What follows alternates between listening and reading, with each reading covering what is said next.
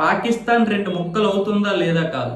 బలూచిస్తాన్ సపరేట్గా ఒక దేశంగా మారబోతుంది. అంటే పాకిస్తాన్ రెండు ముక్కలు అవుతున్నట్లు. అయితే నేను ఎందుకు రెండు ముక్కలు అవుద్దో లేదు తెలియదు అన్నానంటే అది ఇంకా మరొక 3 ముక్కలు అయ్యే అవకాశాలు కూడా ఉన్నాయి.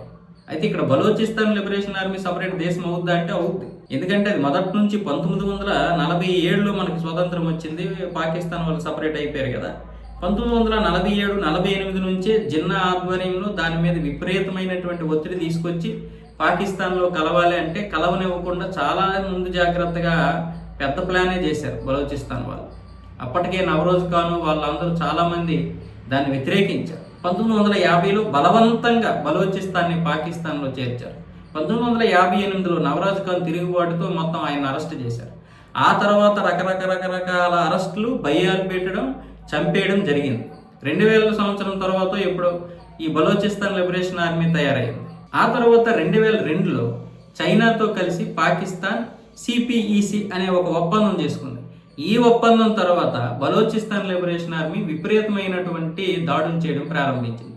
ఇక మన ఆస్తిని పూర్తిగా దోచిపెట్టేస్తారు, మనకు ₹1 కూడా ఇవ్వడం లేదు, మొత్తం విదేశాలకు అమ్మేస్తున్నారు. చైనా లాంటి దేశానికి అమ్మేస్తే ఊరుకుంటుందా? అది విపరీతంగా తవ్వుకొని మొత్తం సముద్ర మార్గం ద్వారా తీసుకొని పోతుంది అనే ఉద్దేశంతో ఆ ఖనిజాలు రక్షించుకోవడానికి విపరీతమైనటువంటి దాడులు పాకిస్తాన్ మీద చేస్తున్నారు. అయితే అప్పటికీ పాకిస్తాన్ ఏ విధంగా చూసినా సరే దిగి రాలేదు. అయితే ఈ మధ్య బలూచిస్తాన్ తన యొక్క దాడులు పెంచేసింది. కేవలం బలూచిస్తాన్ లిబరేషన్ ఆర్మీ కాదు, దానికి అనేకమైనటువంటి సంస్థలన్నీ కూడా ఇప్పుడు సామాన్య ప్రజలతో సహా మన హెరాప్ 2.0 ఆపరేషన్ చేపట్టిన తర్వాత దగ్గర 300 మందిని చంపేసిన తర్వాత ఇక ఎట్టి పరిస్థితుల్లోనైనా సరే మనకి ఈసారి స్వతంత్ర దేశంగా ఏర్పడాలి. మనకు గనక ఈ బలూచిస్తాన్ దక్కకపోతే ఇక ఎప్పటికీ దక్కదన్న విధంగా దాడులు జరిగాయి. అటు పాకిస్తాన్ కూడా భయపడిపోయింది. ఎంతగా భయపడిపోయిందంటే ఆసిఫ్ ఖవాజా ఇక మా వల్ల కాదు, వాళ్ళ దగ్గర బలమైనటువంటి ఆయుధాలు ఉన్నాయి, మా దగ్గర ఎటువంటి ఇది లేదు, అది పెద్ద భూభాగం కావడం వల్ల సైనికుల్ని, మిగతా భద్రతా సిబ్బందిని, పోలీసుల్ని ఈ సర్దేసరికే సరిపోతుంది మాకు అన్న విధంగా భయపడిపోయాడు.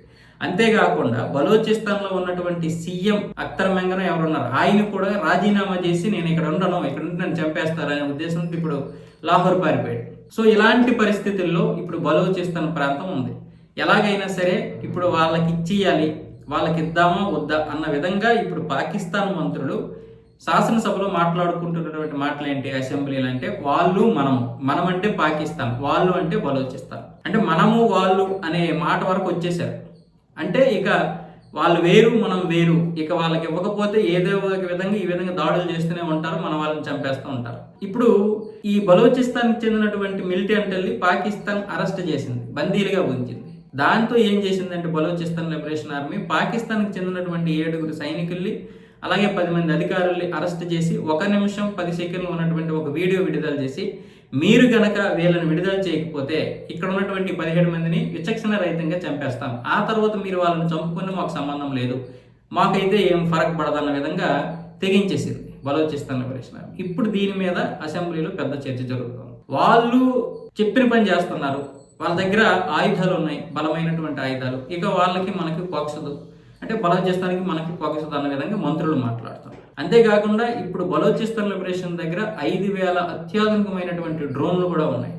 ఆ డ్రోన్లతో కూడా విపరీతంగా దాడి చేయబోతుంది. ఇక్కడ పాకిస్తాన్ ఇంకోటి ఆరోపిస్తుంది ఏంటంటే భారతదేశం వీళ్ళకి అత్యాధునికమైనటువంటి డ్రోన్లు కూడా అందిస్తుంది ఎటువంటి పేర్లు లేకుండా అన్న విధంగా కూడా ఉంది. ఆఫ్ఘనిస్తాన్కి భారతదేశం ఇచ్చి అక్కడ ఆఫ్ఘనిస్తాన్ నుంచి వీళ్ళకి అందిస్తుంది అనే ఒక ఈ కుట్ర కూడా లేదనుకుంటే ఒక ఆరోపణలు కూడా చేయడానికి వాళ్ళు వెనకాడడం లేదు పాకిస్తాన్. సరే భారతదేశం ఉందా లేదా పక్కన పెడితే ఖచ్చితంగా బలూచిస్తాన్ అయితే త్వరలోనే ఒక సపరేట్ దేశంగా అయ్యే అవకాశాలు ఉన్నాయి. దానికి మిగతా దేశాల మద్దతు కావాలి, ఐక్యరాజ్య సమితి ఆమోదం కూడా కావాలి. ముందైతే దేశం అయిపోతే పాకిస్తాన్ వాళ్ళు మరి మేము వాళ్ళతో పోరు పడలేము అని వాళ్ళని సపరేట్గా చేసి ఏంటంటే అప్పుడు ఐక్యరాజ్య సమితి ఆమోదం తెలుపుతుంది.